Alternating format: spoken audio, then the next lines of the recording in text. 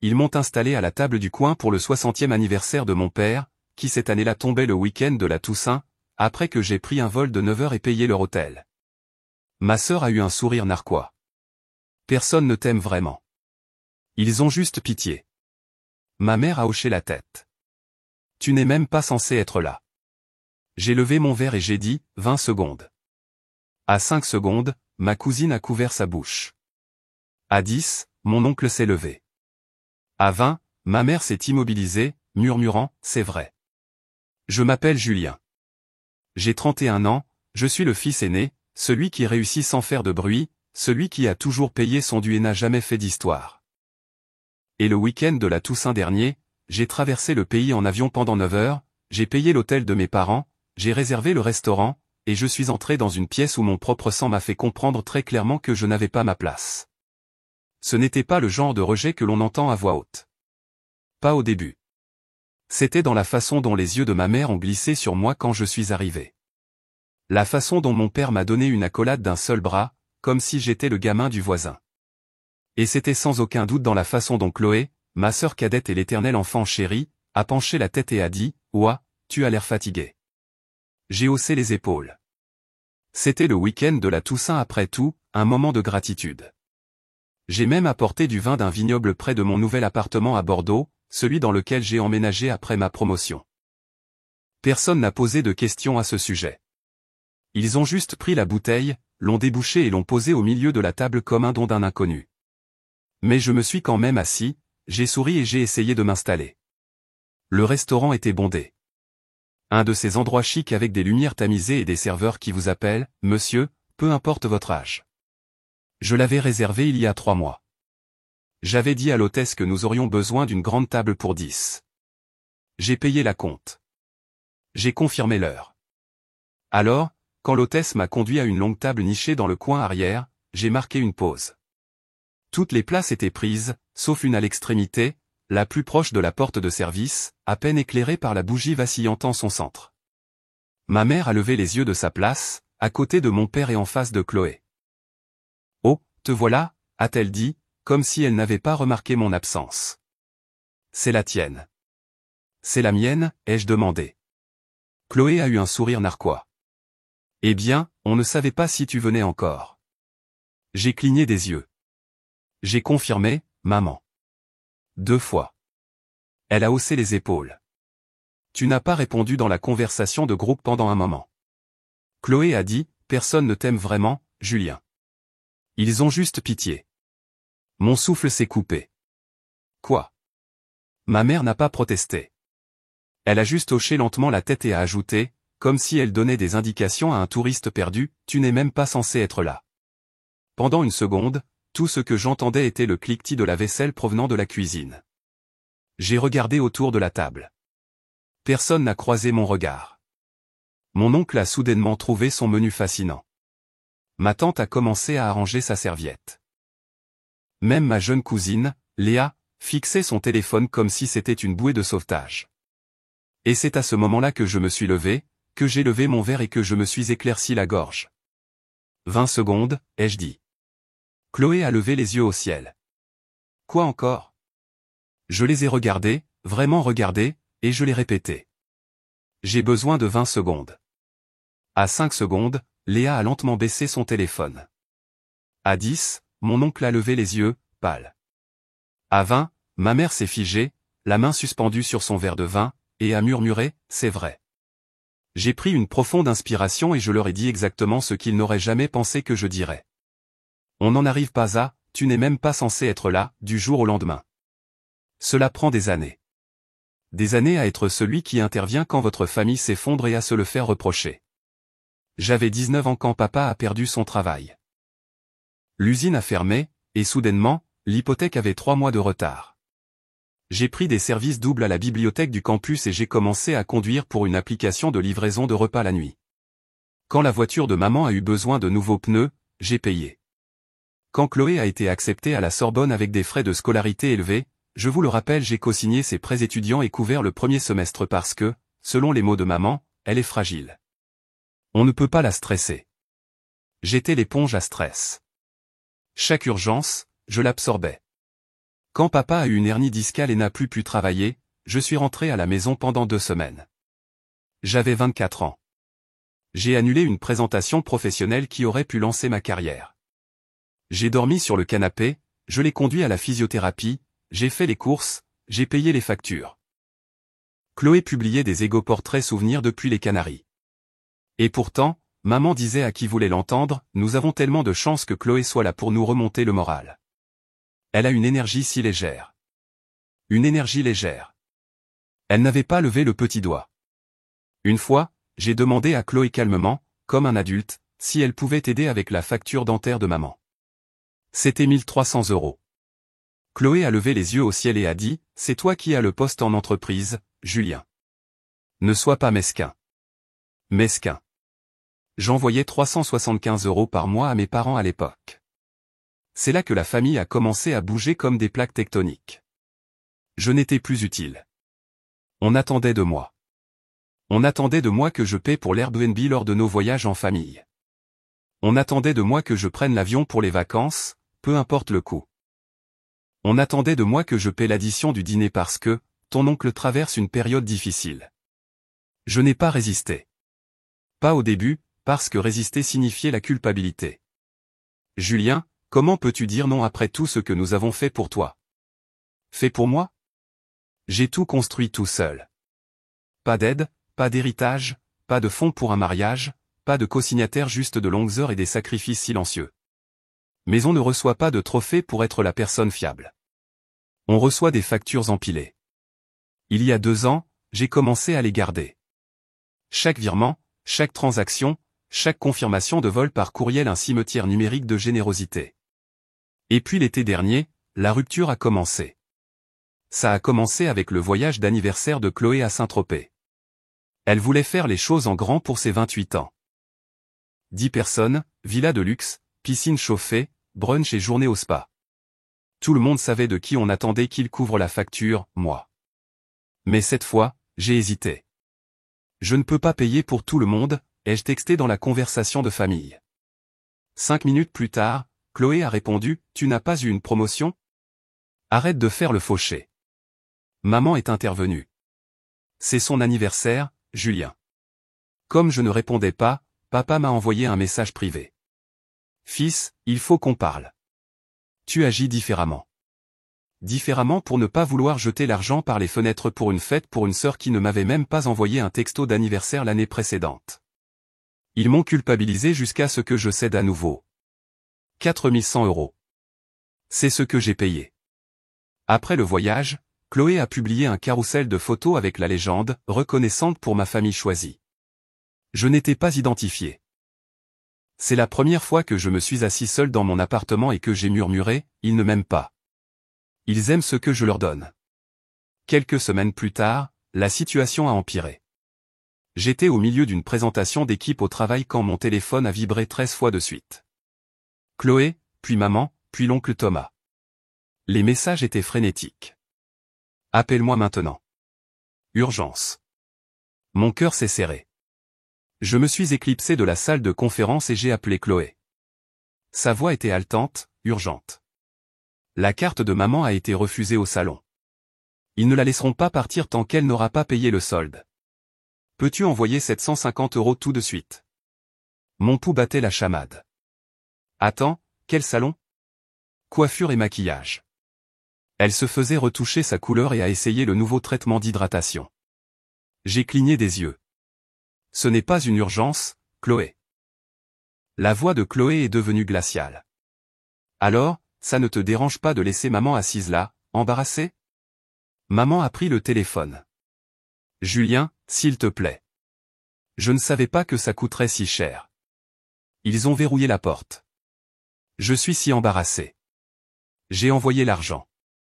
15 minutes plus tard, Chloé a publié une photo des cheveux de maman avec la légende « Reine du soin de soi ».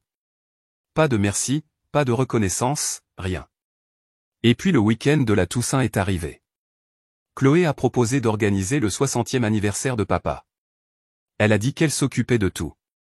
Une semaine avant le voyage, elle m'a texté. J'ai réservé l'hôtel. Tu t'occupes du paiement, n'est-ce pas? Pas de point d'interrogation. J'ai regardé le total. 1500 € pour 3 chambres. Je l'ai payé.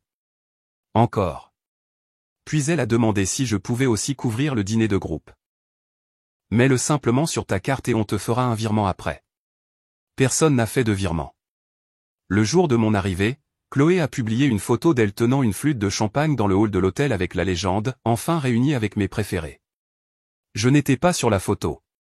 J'ai pris une profonde inspiration et je me suis rappelé, tu es ici pour célébrer papa. Sois élégant. Mais la vérité, c'est que lorsque je suis entré dans ce restaurant, lorsque j'ai vu cette place dans le coin près de la cuisine, lorsque Chloé a souri et a dit ce qu'elle a dit, je savais déjà. Je n'étais plus de la famille. J'étais le financement. Je n'avais pas l'intention de déclencher une guerre, mais quand on vous place près de la porte de la cuisine le week-end de la Toussaint après avoir payé l'hôtel de tout le monde, après qu'on vous ait dit, tu n'es même pas censé être là, quelque chose en vous se brise.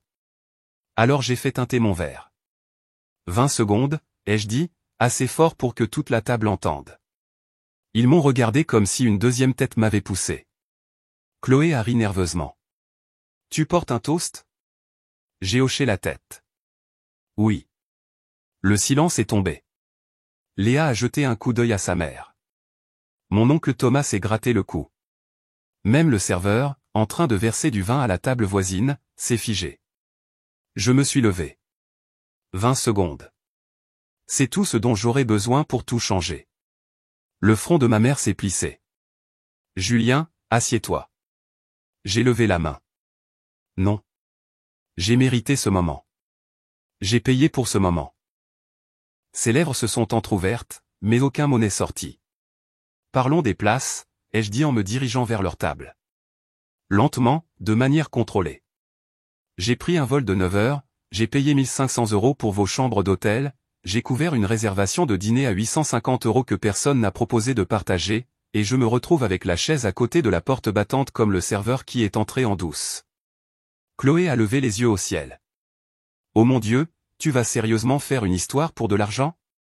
Je me suis arrêté juste derrière sa chaise. Non, Chloé. Je vais en faire une histoire de mathématiques. J'ai sorti de ma veste une feuille imprimée pliée, je l'ai ouverte comme un menu. Tu vois, depuis 3 ans, je suis tout à la trace. Chaque centime que j'ai envoyé, chaque voyage que j'ai financé, chaque urgence que j'ai couverte. Mon oncle a ricané. Tu comptes les points maintenant? Je ne le faisais pas, ai-je dit en le regardant droit dans les yeux. Mais apparemment, la gratitude a expiré il y a longtemps. J'ai tourné la page. 12 mai 2022. 1750 € pour la réparation de la voiture de Chloé. Jamais remboursé. Chloé est devenue rouge. Ce n'était pas ma faute. Le mécanicien. 14 juillet 2021. Airbnb en Bourgogne. J'ai payé 3000 €. La famille a promis de partager plus tard. J'attends toujours. La bouche de maman s'est ouverte, mais je l'ai interrompue. Août 2023. 750 € pour ton enfermement au salon. Tu te souviens, maman, quand tu as dit qu'il ne te laisserait pas partir avant que tu paies? J'étais en panique, a-t-elle lancé. Paniqué, c'est ce que j'ai fait quand j'ai vu mon relevé de carte de crédit. Tu as eu un brushing et un latte. J'ai eu un taux d'intérêt de 19%. Chloé a marmonné, tu es si dramatique. Je me suis tourné vers elle, calme comme la glace. Et toi? Tu as dit aux gens que je ne venais pas ce soir. C'est pour ça que tu ne m'as pas gardé de place. Tu t'es assise au bout de ma table. Je ne savais pas que tu avais réservé cet endroit, Chloé. Elle est restée silencieuse. Je l'ai regardée, puis les autres. Vous êtes tous assis ici comme une cour royale, sirotant le vin que j'ai acheté, prétendant que je ne suis que. Quoi? Le portefeuille de la famille? Ma cousine Léa s'est agitée, mal à l'aise. Julien, nous ne voulions pas, si, vous le vouliez, ai-je lancé. Vous avez voulu chaque seconde de tout ça. Je me suis tourné vers maman. Tu as hoché la tête quand Chloé a dit, personne ne m'aime. Tu n'as pas sourcillé. Tu ne m'as pas défendu. Elle a cligné des yeux, comme si elle réalisait soudainement qu'elle était observée. J'étais juste. Je n'ai pas réfléchi. Tu ne réfléchis jamais, maman. Tu t'attends juste à ce que je répare les choses. Que je paie. Que je pardonne. Sa voix s'est brisée. Tu déformes tout. Vraiment? J'ai brandi mon téléphone. Laissez-moi lire le message que tu as envoyé à Chloé la semaine dernière. Celui qu'elle a oublié de supprimer de la conversation de famille avant de le capturer pour son ami. Je l'ai affiché. Il viendra de toute façon. Il le fait toujours. La culpabilité est une chose puissante. Des halètements. Chloé a attrapé son téléphone. Tu as fouillé dans mes textos? Tu l'as publié dans ta story par erreur, Chloé. Amélie me l'a envoyé avant que tu ne le supprimes. Un temps de silence stupéfait. Puis mon père a claqué sa fourchette sur la table. Ça suffit, Julien. Tu fais une scène. Je me suis tourné lentement vers lui. Une scène? J'ai ri. J'ai passé 31 ans à vous regarder laisser cette famille fonctionner sur la manipulation et le silence. Et maintenant que quelqu'un le dénonce, c'est une scène? Il s'est levé. Nous n'avons pas demandé ça. Non. Vous avez demandé mon argent, mon temps, mon obéissance. J'ai regardé autour de la table, en m'assurant de croiser chaque regard. Mais à partir de ce soir, vous n'aurez plus rien de tout ça. La voix de ma mère tremblait. Qu'est-ce que ça veut dire? Ça veut dire que j'ai fini, ai-je dit. Plus de vols, plus d'hôtels, plus de sauvetage de prise d'otages au salon de coiffure. Plus de financement pour les retraites de luxe de Chloé pendant qu'elle me bloque sur les photos. Le visage de Chloé s'est tordu. Tu es juste amère. J'ai des amis. J'ai souri froidement. Tu as des profiteurs, Chloé. La seule raison pour laquelle ils sont venus à ta fête à Saint-Tropez, c'est parce que j'ai payé la note. Ils le savent. Julien, attends tes mamans. Non, ai-je lancé. Tu as dit que je n'étais pas censé être là. Très bien. Alors considérez ceci comme le dernier dîner auquel j'assisterai jamais. La pièce était figée. Personne ne bougeait. Personne ne respirait. Je suis retourné à ma chaise près de la cuisine et je me suis versé un grand verre du vin que j'avais apporté. Joyeux anniversaire, papa, ai-je dit en le levant. Profitez bien de l'addition. Elle est à ton nom cette fois. Puis j'ai pris mon manteau et je suis sorti. Personne ne m'a suivi. Pas une seule personne. Le lendemain matin, je me suis réveillé dans une chambre d'hôtel silencieuse sans aucun message non lu. Pas un seul. Après mon discours, j'ai éteint mon téléphone et j'ai réservé une suite de dernière minute en centre-ville. J'ai mangé un service en chambre hors de prix. J'ai dormi 10 heures d'affilée. Sans rêve. La paix coûte cher, mais elle vaut chaque centime. Quand j'ai finalement rallumé mon téléphone à midi, les notifications sont tombées comme une averse de grêle. 27 appels manqués, 42 messages, 17 messages vocaux. Maman, Julien, comment as-tu pu nous faire ça? Papa, tu t'es ridiculisé toi-même. Pas nous. Chloé, tu es fou. Bloqué. Oncle Thomas, il faut qu'on parle. Ce n'était pas cool. Même ma tante a envoyé un texto passif-agressif, la famille, c'est le pardon. Personne n'a demandé si j'allais bien. Personne ne s'est excusé. Personne n'a mentionné l'argent. Je n'ai pas répondu. J'ai transféré tous les messages vocaux sur mon Google Drive et j'ai archivé chaque message. Ce week-end-là, je suis rentré chez moi en avion, surclassé en première classe, non pas pour le confort, but pour le symbole. Je l'avais mérité. Je l'avais payé. Personne d'autre n'allait me l'enlever. De retour à Bordeaux, mon appartement ne m'a jamais semblé aussi sacré. Silencieux, propre, sûr. Pour la première fois, je me suis assis sur mon canapé, j'ai ouvert une bouteille de mon cabernet préféré, et j'ai simplement respiré. Pas de culpabilité, pas de conversation de groupe qui vibre, pas de Chloé qui réclame des acomptes pour sa prochaine retraite de guérison. Je ne me sentais pas seulement libre. Je me sentais naître. Les semaines qui ont suivi ont été presque surréalistes. Les gens ont remarqué que quelque chose était différent. Ma patronne m'a appelé dans son bureau et m'a dit, « Je ne sais pas ce qui se passe avec vous ces derniers temps, mais vous êtes plus vif, plus concentré. » J'ai eu une promotion. Chef de projet senior. Un salaire plus élevé, plus d'autonomie, mon propre bureau avec une porte que je pouvais fermer. Je me suis inscrit à une salle de sport, non pas pour me punir, mais pour sentir à nouveau mon corps, comme s'il était à moi, pas une machine construite pour la servitude. J'ai recommencé à sortir. De vrais rendez-vous, pas des soirées volées entre le travail et les urgences familiales.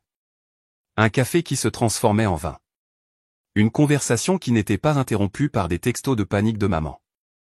3 mois après l'incident du dîner, j'ai organisé un grand dîner entre amis chez moi. 15 personnes sont venues, des collègues, des voisins, un gars que j'avais rencontré en randonnée, une femme que j'avais embrassée sous un pont 2 vendredis auparavant. De vrais rires, une vraie joie. Personne ne m'a demandé de payer quoi que ce soit. Ils sont simplement arrivés avec une tarte, du vin, des histoires. Cette nuit-là, alors que les bougies vacillaient et que les gens se prélassaient sur mon sol, j'ai réalisé que c'était ça, la famille. Pas celle dans laquelle on est celle qu'on choisit. Mais juste au moment où je commençais à me reconstruire, les fissures dans leur image parfaite ont commencé à apparaître. Amélie, ma cousine, la seule qui avait toujours discrètement pris mon parti, m'a envoyé un texto un soir. Tu ne croiras jamais ce qui se passe. La pendaison de crémaillère de Chloé avait tourné au désastre. Apparemment, elle avait invité 30 personnes mais avait oublié de vérifier sa limite de crédit. Le traiteur a été annulé. Le champagne n'est jamais arrivé. Les invités se sont retrouvés dans un appartement à moitié décoré à siroter du vin en cubi et à manger des crevettes froides. Quand Chloé a essayé de blâmer l'organisatrice de la fête, quelqu'un a sorti des captures d'écran montrant qu'elle avait annulé à la dernière minute pour économiser de l'argent. Elle a pleuré dans la salle de bain pendant 1 heure. Papa n'est pas venu. Il a prétendu être occupé. Maman était là, selon Amélie, planant comme un fantôme avec trop de parfum. 1 semaine plus tard, Chloé a posté une story vague, « Certaines personnes ne vous aiment que lorsque vous êtes utile. » Quelle ironie. Puis est arrivé le vrai rebondissement. Le compte en banque de mes parents a été gelé. Apparemment, ils n'avaient pas remboursé de prêts. Les mêmes prêts que j'avais aidé à couvrir. Maman m'a texté. On peut parler ? C'est urgent. Je n'ai pas répondu. Elle a appelé 3 fois de suite. Puis un message, la santé de ton père en souffre. Il est tellement stressé. Nous avons besoin de ton aide, Julien. J'ai fixé l'écran. Mon pouce a hésité, mais je me suis souvenu de ces mots. Tu n'es même pas censé être là. Alors, j'ai supprimé le message. Ils avaient choisi une vie sans moi. Je ne faisais qu'honorer ce choix. Et puis est arrivé le message le plus inattendu de tous, de Chloé. Une note vocale. J'ai hésité, puis je l'ai écoutée sur haut-parleur. Sa voix était tremblante, comme si elle avait pleuré. Julien, je ne sais pas si tu écouteras ça, mais j'ai réfléchi à ce que tu as dit, sur la façon dont nous t'utilisons. Et je ne sais pas, peut-être que nous l'avons fait. Peut-être que je l'ai fait. Je suppose que je ne l'ai jamais vu comme ça parce que tu n'as jamais résisté. Tu étais toujours là, tout simplement. Une pause. Un reniflement. Je ne m'excuse pas pour obtenir quelque chose. C'est juste que je ne vais pas très bien. Et je pensais que tu devais le savoir. Je suis resté assis en silence. Pour la première fois depuis des années, Chloé n'était pas cruelle, pas manipulatrice, juste humaine. Mais je n'ai pas répondu. Pas parce que je la détestais, mais parce que j'avais besoin d'espace. De vrai espace. Et pour une fois, elle n'a pas insisté. C'était la première limite qu'elle ait jamais respectée. 6 mois plus tard, je me tenais devant un miroir en arrangeant mon col quand j'ai remarqué quelque chose d'étrange. Le silence. Pas de téléphone qui vibre. Pas de texto urgent de maman. Pas de demande de virement de Chloé. Pas de message vocal culpabilisant de papa. Juste un silence calme, pur, magnifique. Ce matin-là, je me rendais à un gala d'affaires. Tenue de soirée, sur un toit. Une de ces soirées que l'on ne photographie pas parce qu'on est trop occupé à la vivre. Mon entreprise venait de signer un client à 7 chiffres. Je recevais un prix de leadership. En ajustant ma cravate, une seule pensée m'a traversé l'esprit, j'ai failli rater cette vie parce que j'étais trop occupé à vivre celle de quelqu'un d'autre. Ça m'a frappé plus fort que prévu. Parce que pendant 31 ans, mon temps, mon argent, ma valeur, tout leur appartenait. À une famille qui ne me voyait pas, qui ne faisait que m'utiliser. Un système de manipulation déguisé en tradition, de contrôle déguisé en amour. Et j'ai laissé faire. Mais plus maintenant. La semaine précédente, j'ai reçu un colis par la poste. Pas d'adresse de retour, juste une petite enveloppe brune bien scellée. À l'intérieur, un seul objet, une photo de moi, Chloé et maman, prise il y a des années sur une plage de Biarritz. J'avais 22 ans. J'avais payé le voyage. Chloé portait des lunettes de soleil que je lui avais achetées. Maman était enveloppée dans une couverture que j'avais emportée. Au dos de la photo, d'une écriture soignée, nous ne te méritions pas, mais merci quand même. Pas de nom, mais j'ai reconnu l'écriture de Chloé. Je n'ai pas pleuré. Je n'ai pas souri. J'ai juste replié la photo dans l'enveloppe, je l'ai glissée dans un tiroir et je suis parti. Parce que tourner la page, ce n'est pas une scène. C'est une décision. Je n'avais pas besoin de vengeance. Je n'avais pas besoin d'excuses criées à travers les larmes. Je n'avais même pas besoin qu'ils comprennent. J'avais juste besoin de moi, enfin, de mon propre côté. J'ai vendu le téléphone de secours que j'utilisais pour la conversation de famille. J'ai fermé le compte joint que maman utilisait pour les urgences. J'ai bloqué tous les numéros qui essayaient encore de me rattacher à une version de moi-même que je ne reconnaissais plus. Et j'ai respiré. Mon Dieu, j'ai respiré. Les gens me demandent maintenant, parles-tu à ta famille? Et je réponds ceci, je parle aux parties d'eux qui vivent en moi. La culpabilité, la peur, le besoin de prouver ma valeur. Mais les personnes elles-mêmes? Non. Nous ne nous sommes pas parlé depuis des mois. Et ce silence, c'est le son le plus doux que j'ai jamais connu. Parfois, la liberté ressemble à une longue pause. Parfois, elle sonne comme l'absence de sonnerie. Parfois, elle ressemble à une profonde inspiration sur un toit, en smoking, tenant une coupe de champagne, regardant une ville qui connaît votre nom. Et pas une seule personne dans cette foule ne veut rien de vous, sauf qui vous êtes vraiment. Cette nuit-là, j'ai fait un discours. Les lumières étaient chaudes. Les applaudissements, réels. Et j'ai dit, pendant longtemps, j'ai cru que l'amour était un sacrifice. Que plus je donnais, plus on me verrait. Mais j'avais tort. L'amour n'est pas une perte. Ce n'est pas donner jusqu'à disparaître. C'est être aimé en retour. Ce sont des limites. C'est le respect. C'est le choix. Et ce soir, je me choisis. Applaudissements, larmes, pas les miennes, puis le silence à nouveau. Un silence que j'ai mérité. Parce que voici la vérité, je ne suis plus la banque de la famille. Je ne suis plus le thérapeute, le réparateur, le paillasson, le distributeur automatique de billets, le filet de sécurité, la place près de la porte de la cuisine. Je suis Julien. Fils sans attente, frère sans culpabilité, et survivant d'une famille qui m'a appris ce que l'amour n'est pas, afin que je puisse enfin découvrir ce qu'est l'amour. J'avance maintenant les deux mains ouvertes, non pas pour donner, mais pour recevoir. Et cette fois, c'est selon mes propres conditions.